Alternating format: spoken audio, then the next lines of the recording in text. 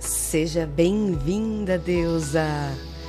Priscila Yakman aqui, mais um dia com você, trazendo para você o meu guia de estudos de um curso em milagres e um curso de amor. Hoje, o nosso texto ele está extremamente profundo, trazendo para a gente a consciência da diferença entre fraqueza e defensividade. E o quanto, quando nós estamos em Deus, nós merecemos e devemos estar em paz, porque o amor, ele descansa na certeza, e toda incerteza é dúvida acerca de quem você é. Depois ele trabalha conosco também na lição do dia, a invocação do nome do Deus Pai. Ele traz um exercício lindo para que a gente possa fazer essa prática, carregando junto conosco um irmão. Na metodologia de estudo do livro, ele é muito claro de que nós não entramos no céu sozinhos. Nós precisamos levar conosco o nosso irmão, principalmente aqueles que a gente sente muito mais dificuldade de lidar. É aí, porque amar aos amigos é fácil, mas olhar através das ilusões e encontrar o Filho de Deus no outro como em nós mesmos. E para encerrar, ele traz o texto profundo de um curso de amor, trazendo o quanto o tempo ele é muito relativo na experiência e que por um momento ele foi importante para nossa evolução.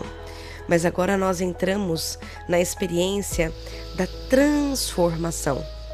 A evolução significa você reagir a algo externo a você.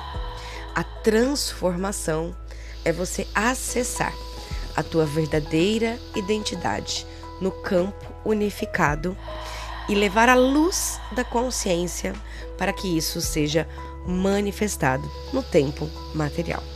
Então os textos estão extremamente profundos, merecem aí a sua pausa, para que você faça essa integração junto comigo e que você consiga absorver cada vez mais essa identidade do Cristo em você. Esse material, ele é parte do meu estudo. Já fazem 4 anos que eu me dedico todo santo dia a ler, reler e novas maneiras cada vez mais de estudar, para que isso vá sedimentando, fazendo a reversão do paradigma da ilusão da separação para o estado de unicidade e que você se sinta em casa. Vamos então para o episódio de hoje? Boas-vindas a quem está acompanhando o nosso mergulho profundo de hoje. É muito bom ter todo mundo aqui. E a nossa missão nesta análise é explorar uma coleção de textos que propõe uma inversão total na forma como a gente lida com a vida e com a nossa mente. Exatamente. Olá a todos. É um prazer estar aqui de novo. Temos na nossa mesa hoje alguns trechos bem profundos. Tem um curso de amor, focando na ideia do tempo, da transformação. Temos também reflexões de um curso em milagres, que vão dissecar aquela nossa noção de fraqueza e de defensividade, sabe? E a belíssima lição 183, que fala sobre a invocação de um nome superior. E é bom destacar que a ideia aqui não é Não é debater uma teoria espiritual distante ou algo fora da realidade, né? O objetivo da nossa conversa hoje é extrair a essência bem prática desses textos. Sim, super prática.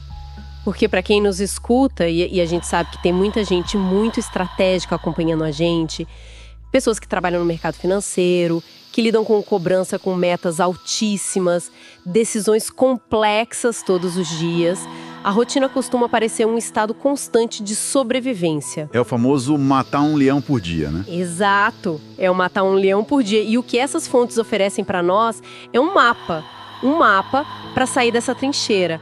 A nossa missão hoje é entender como o controle e aquela exaustão brutal podem ceder lugar à confiança, usando a paz não como um prêmio lá no final de semana, mas como ponto de partida para qualquer ação. Perfeito. É uma mudança de paradigma. E o que trazemos hoje desafia muito a nossa lógica habitual. Porque os textos sugerem que a maior parte das coisas contra as quais a gente luta, que sugam a nossa saúde mental, são, na verdade, ilusões muito fracas. Muito fracas. E a promessa é ousada, né? A ideia de que existe um atalho, uma maneira direta de silenciar esse barulho todo e essa necessidade de provar valor o tempo todo. É uma quebra completa daquela lógica do esforço contínuo. A gente costuma acreditar que precisa construir uma armadura cada vez mais grossa para não ser engolido pelo mercado, pelas reuniões, pelas relações. Mas o texto de Um Curso em Milagres sobre Fraqueza vira esse conceito totalmente de cabeça para baixo. Certo, vamos desvendar isso. O texto argumenta que ilusões não são superadas com força, sabe? Nem com raiva ou batendo de frente com elas. A instrução é bem clara. É permitir que a razão nos mostre que essas ilusões simplesmente contradizem a realidade. E tem aquela frase central maravilhosa: a realidade não se opõe a nada. Essa frase é a chave. Mas vamos trazer isso pro chão de fábrica da vida real. Porque na teoria, não se opor a nada soa super poético. Mas e na prática? É aí que o bicho pega. Pois é. Se uma pessoa não se defender em uma reunião onde estão, sei lá, tentando cortar o orçamento da área dela, ou se ela não rebater uma crítica injusta, ela corre o risco de perder o emprego, de perder o respeito da equipe. Como é que a gente não confunde essa falta de defesas com uma passividade? De virar um capacho das circunstâncias? Olha, essa é a dúvida central que surge quando a gente lê esse tipo de material. E é fundamental a gente separar as coisas aqui. A passividade é uma reação do ego que vem lá do medo do conflito. É o tipo, eu desisto porque eu sou fraco, eu não dou conta. Entendi, é fugir. Fugir, exato. O que o texto ensina não é fugir, é agir a partir da certeza e não do medo. A realidade, a verdade suprema ou a presença, como os textos abordam, ela não precisa de defesas porque ela não está ameaçada. Ela simplesmente é. Ela é. Quando a gente monta aquelas trincheiras em volta de um argumento no trabalho, o tom de voz sobe, o coração acelera, o sistema nervoso entra em colapso total. E por quê? Porque lá no fundo, essa defensividade toda está gritando a nossa própria insegurança. Nossa, sim. O texto é cirúrgico nisso. Qualquer coisa que exija defesa, na verdade, nos enfraquece.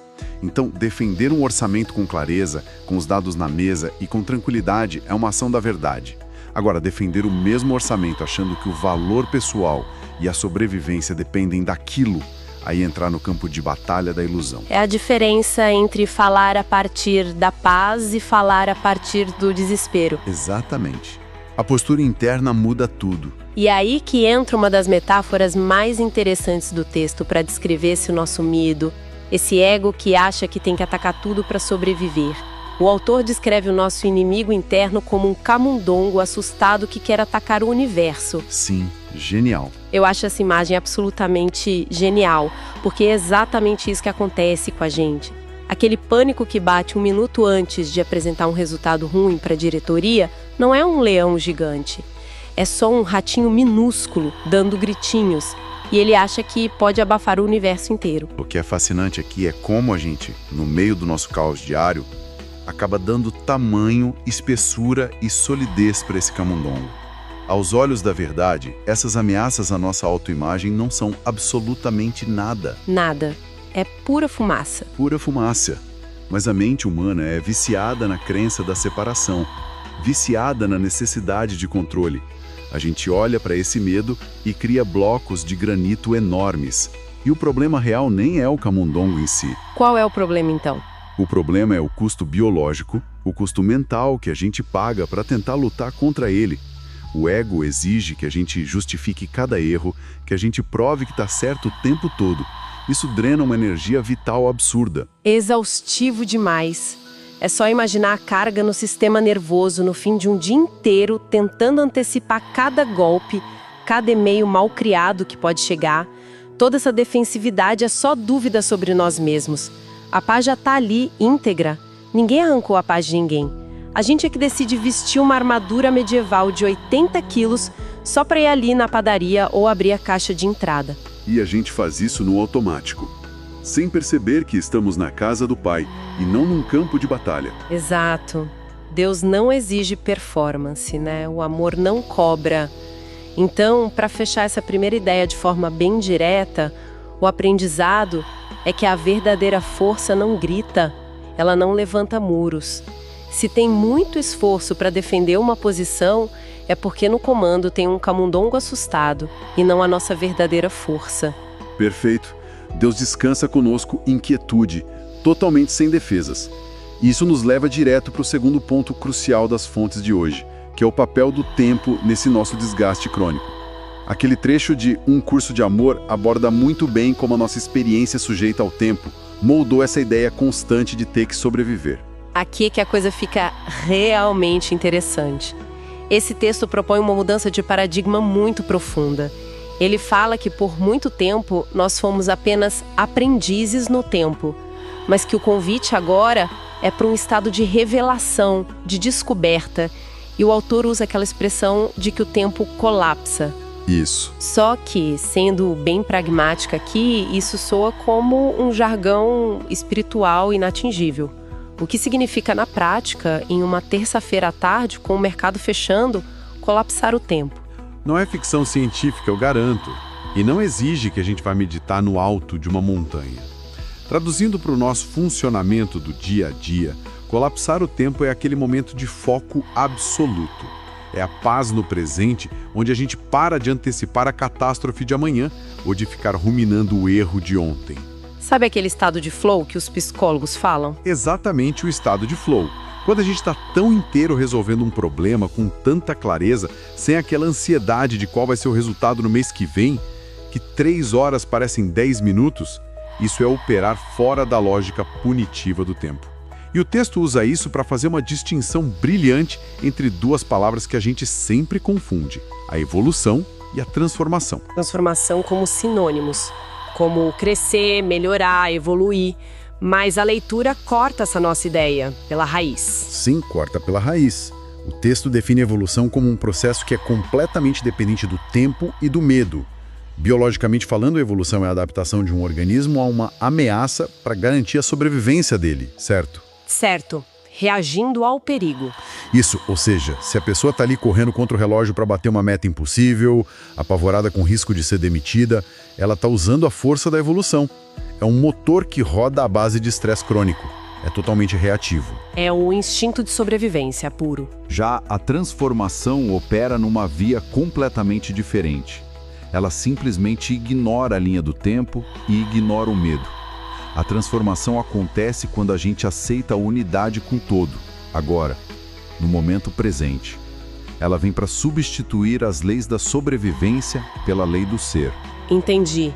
Então, sob a lei da evolução, eu sinto que preciso melhorar minha apresentação hoje, senão eu vou ser engolida amanhã pelo mercado. É sempre o amanhã, o medo. Isso. Mas, sob a lei da transformação, eu faço um trabalho de excelência hoje, porque a paz e a minha inteligência já são a minha base. Elas são o meu ponto de partida, não um troféu que eu tenho que suar sangue para conquistar e garantir que eu não vou morrer de fome. Isso mesmo. A evolução vai te dizer o tempo todo que o mundo é um lugar hostil, que os recursos são escassos e que você tem que matar o leão. A transformação chega e diz que essa escassez é uma ilusão que a gente mesmo está sustentando, gastando a nossa energia vital. E tem um ponto muito delicado em Um Curso de Amor que ancora essa ideia de transformação. É a forma como a gente passa a tratar o próprio corpo físico durante esse processo. Isso me chamou muita atenção na leitura, porque, historicamente, a gente vê muitas linhas filosóficas que tratam o corpo como um peso, como uma prisão da alma, ou no mundo corporativo, como uma máquina que a gente tem que encher de café e forçar até o limite para entregar resultado. Uma máquina de produtividade. Exato. Mas a instrução do texto é amar todo o nosso ser de forma incondicional.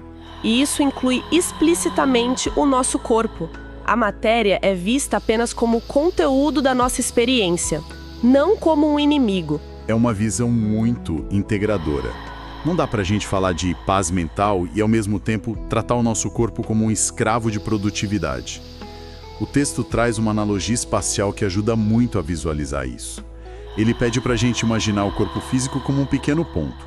Um pontinho no centro de um círculo gigantesco. Um círculo imenso ao redor de nós. Isso. O corpo ocupa aquele pequeno ponto no tempo e no espaço. A gente tem um endereço, uma casa, uma mesa no escritório, a rota que a gente faz no trânsito, mas esse pequeno endereço existe dentro de um círculo muito maior, que o texto chama de Círculo da Consciência Compartilhada. É vasto, é infinito. Isso tira um peso enorme das costas. É entender que a nossa identidade não termina na nossa pele. A gente não está isolado. A partir dessa visão de que não estamos sozinhos, lutando contra o resto da savana no escritório, o texto nos introduz o conceito da ação correta. A ação a partir do todo. Sim, porque não se trata de largar tudo e ir meditar na caverna. É agir no mundo físico sendo uma ponte com o que não tem forma. Ou seja, a gente toma decisões difíceis, a gente vai demitir, contratar, ajustar a rota do fundo de investimento, mas não mais a partir do desespero. Não existe divisão entre quem a gente é e o que a gente faz. Precisamente. E quando a ação nasce desse centro de paz, a eficácia se multiplica de um jeito que a mente só racional tem até dificuldade de entender. E o principal, a gente age sem pagar a fatura altíssima do esgotamento físico e mental. Sem o burnout, né? Exato. Então, o nosso segundo grande resumo prático aqui seria o seguinte: tentar resolver os desafios operando naquele modo de sobrevivência evolutiva só vai drenar a saúde de quem está ouvindo. A verdadeira eficiência acontece quando a gente para de tratar a mente e o corpo como máquinas de guerra e passa a agir a partir desse silêncio da transformação. Perfeito.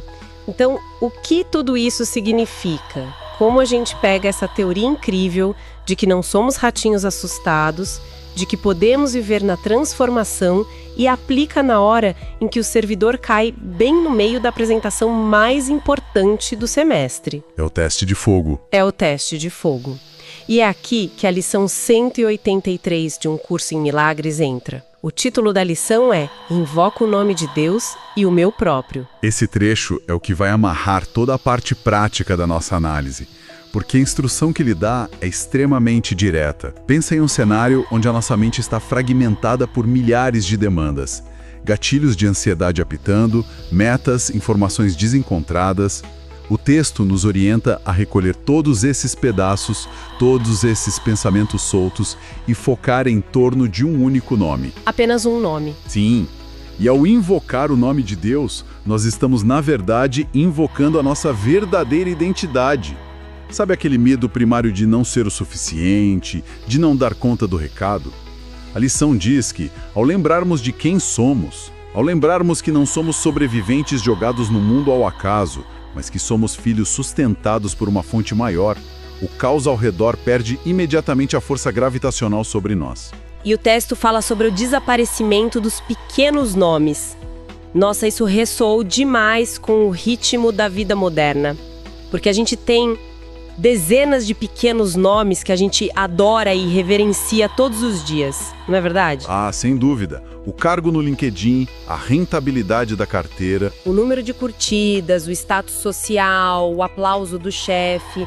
A gente age como se uma falha no servidor de e-mail fosse literalmente um apocalipse. Nós tratamos a conexão de Wi-Fi ou a aprovação do mercado como um Deus punitivo que vai ditar se nós vamos ter um dia bom ou um dia péssimo. Se conectarmos isso ao panorama geral do nosso adoecimento moderno, fica muito nítido que o esgotamento não vem só da quantidade de horas que a gente trabalha. O esgotamento vem da reverência que nós prestamos a esses pequenos ídolos. Nós entregamos para as metas e para as planilhas o poder de governar a nossa paz de espírito, o poder de governar a nossa frequência cardíaca. A gente terceiriza a nossa paz para uma planilha de Excel. Exato. O que a lição sugere, ao focar nesse único nome maior, é justamente destituir esses ídolos do trono. Quando a gente encora a mente nessa fonte única, todas essas urgências inventadas pelo ego se tornam anônimas. Elas ficam indesejadas e perdem a força. Porque aí a gente percebe a proporção real, que é ridícula das coisas. A gente vê que aquilo não passa do tal do camundongo disfarçado. Mas de novo, bancando a advogada do diabo aqui. Soltar esse controle e fazer essa invocação silenciosa ali no meio de um incêndio no escritório, com o cliente cobrando, isso não só é meio como se a pessoa estivesse negando a realidade do problema? Como é que a gente estabelece essa paz sem perder a aderência com as responsabilidades que vão pagar os nossos boletos no fim do mês? É uma ótima pergunta. E é fundamental a gente entender que o texto não está sugerindo que a pessoa simplesmente levante, largue a reunião de mãos abanando e vá embora. Não é isso. Ufa, ainda bem. O texto fala sobre estabelecer um altar na mente quieta. É uma postura que é interna, não é uma omissão externa das nossas funções. Ele diz que as palavras são insignificantes e todos os pedidos são desnecessários. Então não é sobre fazer uma petição ou uma reza para Deus consertar o servidor de internet ou fechar o balanço financeiro. Não é transferir a tarefa corporativa para Deus. De jeito nenhum. É um botão de reinicio mental. É silenciar aquele instinto primitivo de entrar em pânico. É reconhecer que aquela pressão lá fora não tem o poder de alterar quem você realmente é na sua identidade mais profunda. E aí, a partir desse lugar de calma inabalável, a gente pega o telefone e resolve o que precisa ser resolvido no plano prático.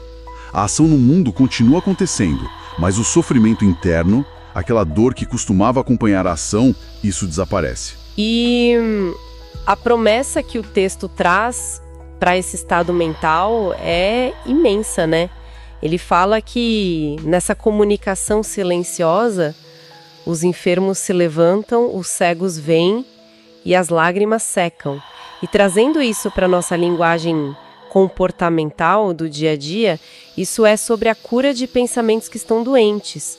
É a cura daquela nossa percepção que é distorcida e que sempre enxergava um ataque pessoal naquele meio seco do colega de trabalho. E que agora consegue ver só um chamado por ajuda ou uma questão técnica que tem que ser resolvida e ponto. Sem que isso machuque o nosso ego. Sem tirar nem pôr. E a lição reafirma: volta-te para o nome de Deus, para a tua liberação, e ela te é dada. E note que não tem um pedágio burocrático, não tem uma exigência de performance prévia. É só a lembrança de que aceitar a graça é soltar o controle rígido, onde a gente ainda acha que tudo depende da nossa força. O que a gente está tentando dar conta hoje, quando poderia apenas confiar, né? Exatamente. E ao fazermos isso, nós damos ao nosso entorno a mesma liberação que a gente encontrou. Uma pessoa que consegue operar nesse nível de quietude, regula o sistema nervoso de todos os profissionais e familiares que estão ao redor dela. Ela aceita o papel dela em pacificar o mundo apenas por existir e agir nessa frequência mais limpa. É quase como se a paz dela contagiasse o ambiente. Então, o nosso terceiro e último grande resumo da conversa. Os pequenos deuses do cotidiano, aquelas metas, os prazos, as aprovações, eles só têm o poder de destruir a nossa paz se nós esquecermos o nosso verdadeiro nome. A solução é ancorar a mente numa certeza inabalável antes de abrir a boca para tentar resolver qualquer crise que apareça na nossa frente. Perfeitamente sintetizado. É lembrar que somos filhos, não apenas sobreviventes. Bom, que caminhada profunda nós fizemos pelas fontes de hoje. A gente começou quebrando aquele mito de que precisamos viver na defensiva. Percebemos que lutar contra os nossos medos diários é gastar energia à toa com camundongos assustados que não representam uma ameaça real para nossa essência. Passamos também pela urgência de sair daquela roda de hamster da evolução baseada no medo, na sobrevivência constante, trocando isso por uma transformação que respeita o nosso corpo, mas que não nos limita a ele, agindo não pelo desespero, mas pela inteireza. E concluímos com aquela ferramenta prática. Isso, a ferramenta mais prática de todas, que é destituir o poder dos pequenos nomes que a gente tanto idolatra na rotina. Usando esse silêncio interno e a invocação da nossa verdadeira identidade para esvaziar a panela de pressão do mundo. É literalmente soltar uma mochila cheia de pedras que a gente nunca precisou carregar para começo de conversa. Isso levanta uma questão importante, que talvez seja o grande convite invisível que essas 3 leituras de hoje deixam nas entrelinhas para nós. Nós discutimos detalhadamente hoje que grande parte da nossa ansiedade crônica vem desse esforço quase desumano para segurar essa armadura pesada contra ameaças que são fantasmas. Com certeza. Sendo assim, como seria exatamente o início do nosso dia amanhã? Se diante do primeiro obstáculo real que aparecesse, pode ser o chefe atravessado, uma falha técnica, uma meta irreal, nós escolhêssemos apenas respirar fundo e não pegar a armadura de volta. E se naquele milissegundo de tensão aguda, onde a nossa mente grita para a gente atacar e garantir a sobrevivência, a gente fosse capaz de lembrar que a força mais eficaz, inabalável e potente do mundo inteiro já habita em nós, e que ela só se manifesta na quietude absoluta. É um soco no estômago, mas da melhor maneira possível.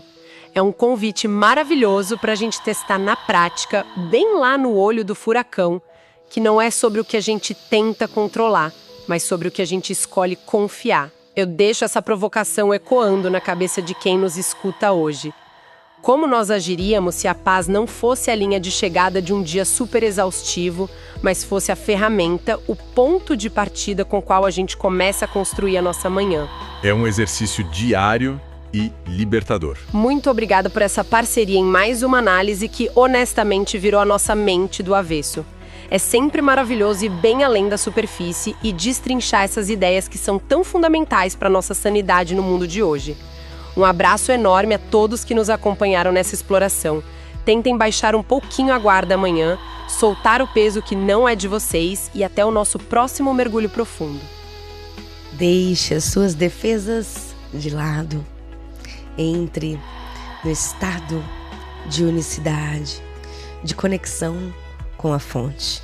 Esse é o meu desejo para você. E se você quiser, aqui embaixo na descrição, você encontra o Notion completo, organizado, de forma gratuita, para que você possa fazer a leitura completa de todos esses textos. Combinado? Então, nos vemos no nosso próximo episódio. Até amanhã.